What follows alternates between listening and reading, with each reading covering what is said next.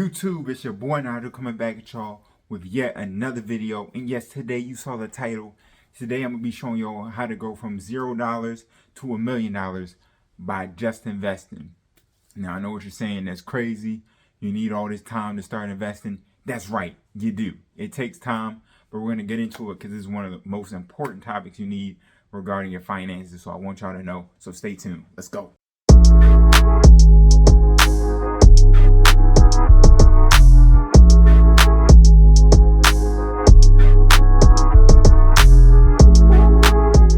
The first thing I want to go over when I'm talking about investing in everything is the power of compound interest. Compound interest is basically saying that your money is going to exponentially increase as you continue on throughout the years. So I'm going to give y'all a good example to show y'all exactly what this means.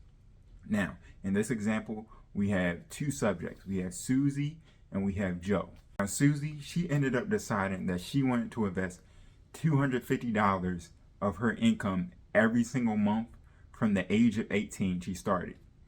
Now guess what? At 60, Susie ended up making $1,667,674. Now this was at a 10% interest rate, which is what the average S&P, which is the index fund, I'll talk about that later. This is what the average S&P will give you. This is if you're just doing regular things, you're playing safe, you'll get a 10% return on your money.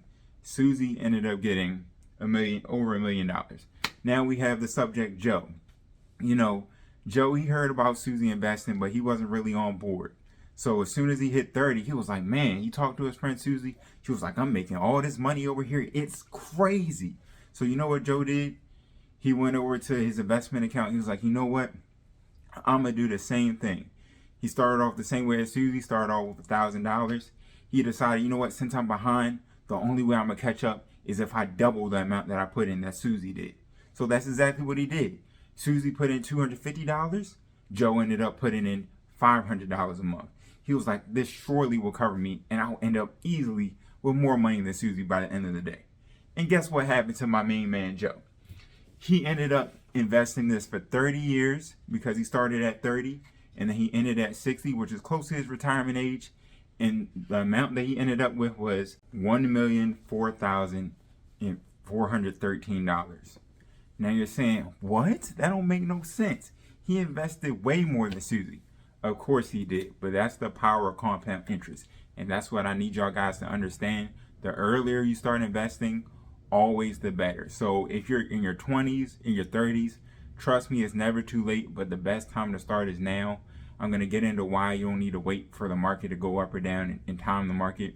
But overall, you should just be focusing on getting in. And I want y'all to really remember that as your investment journey goes on, because the most important thing you have is time when it comes to your investments. If you have more time, you'll be able to accumulate more wealth. So just keep that in mind. We're going to the next one. Now, I know what y'all are thinking. All this compound interest stuff sounds nice, but where do I actually put my money? So I'm going to break it down for y'all. I know y'all heard a lot about crypto. I know y'all heard a lot about like stocks. Y'all heard of Tesla stock and everything. I'm going to give y'all the essentials that you'll need. You can do more research, but this is just the bare bones basics. The number one safest way and the safest investment that you can ever make that will give you a good return is the S&P 500, or basically any index fund. You can check it out on your favorite app, you know, Robinhood. Type in S&P 500. It averages about a 10 to 12% return every single year. This is not every single year you're going to get a 10 to 12% return. But as you go on in your investment journey, 30 years, 50 years down the line, you're going to realize that's basically what you average out to. Now, the reason why it's very hard to deviate from actually going into the S&P 500 is because even professional fund managers have a hard time beating this. This means that professionals that spend their whole entire life trying to beat the market, find out patterns and everything, they can't do it. So a lot of times, I know a lot of people when they start off, they want to buy individual stocks, get Tesla, get Apple or whatever.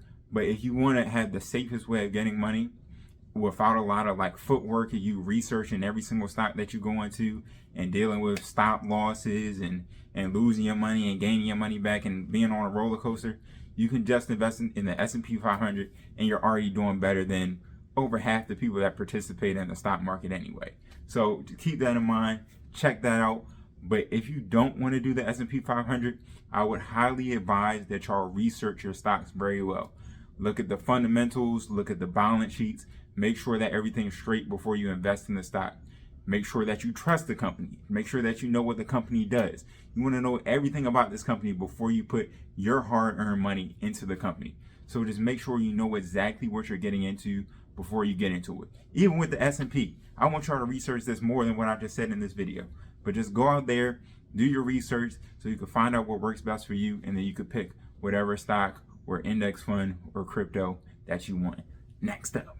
Next thing I want y'all to know is you need to have consistency. When I gave out the examples of Joe and Susie, you saw both of them, they ended up investing a certain amount of money every single month. You need to have a certain amount of money delegated to the stock market so you can actually see your money grow versus like, I don't know if I'm gonna have enough money this week, so I can't invest. And there's no too small or too big amount to invest. You can invest $1 every single month. Who cares? But at the end of the day, it's going to end up growing and you're going to see something from it. And that's what matters the most. But whatever you do, you need to have consistency. That's the only way your money is going to grow. So my advice is, and I even read this book, Rich Dad, Poor Dad. I'm sure a lot of y'all heard of it. Pay yourself first.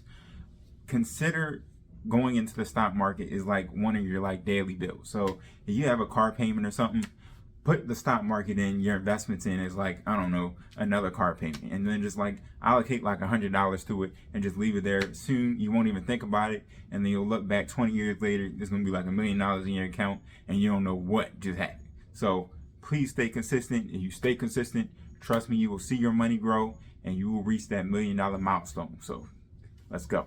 Last thing I want y'all to know is you need to have patience. And also with the patience, you need to think with your brain and not with your emotions. Now, the most recent crash that we had was back in 2020. Okay? It was because of COVID. Everybody knows everything shut down and people were panicking. People thought that the world was going to end and all this stuff. It didn't happen.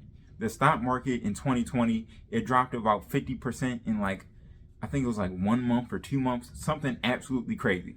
So just imagine you had $100,000 in the market. You wake up on a Monday morning or something and you see your account down 50% and then you went straight back down to $50,000. What are you going to do? Are you going to panic? Are you going to sell? I hope not, because that's not the right thing to do. What you need to do is you need to be patient. Things come back up. If you invest in trustworthy things like the S&P 500, or you invest in a stock that has great fundamentals, maybe something like Apple, you need to know and trust that the stock is going to go back up. You can't keep on selling in fear, because that's the way that you lose all of your money.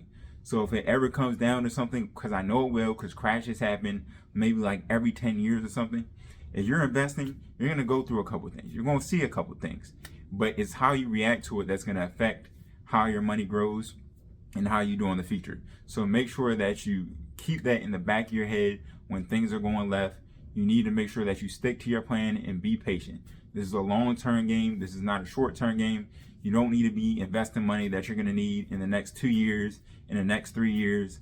You need to be thinking about, I'm going to keep this money in the market for at least 10 years minimum, because that's the way that you make the best decisions. Because a lot of times when you look at things on the macro scale, the bigger scale, and then you see things and you're like, you know what, man, things are going bad right now, but I don't think it's going to be down for 10 years. I know I'm going to be up in 10 years, and you're going to hold that stock. You're going to hold that index fund. So just keep that in mind. There are times to sell. I don't want y'all holding on to everything, but if you stay in the trustworthy investments, you'll be just fine.